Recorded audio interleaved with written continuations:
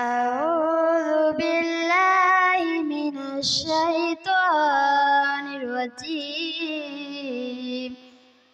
بسم الله الرحمن الرحيم. يا أيها الذين آمنوا استعينوا بالصبر والصلاة إن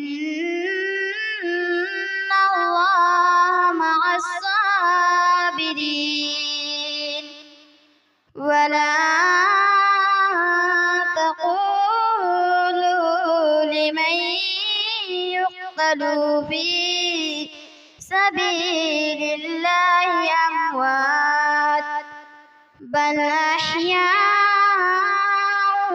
ولكن لا تشعرون.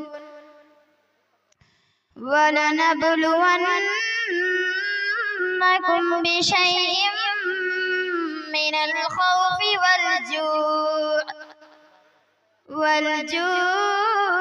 ونقص من الأموال والأنفس والثمرات وبشر الصابرين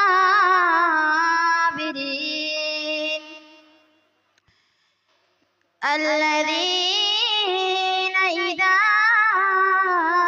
أصابتهم مصيبة قالوا إنا لله وإنا إليه راجعون. صدق الله العظيم.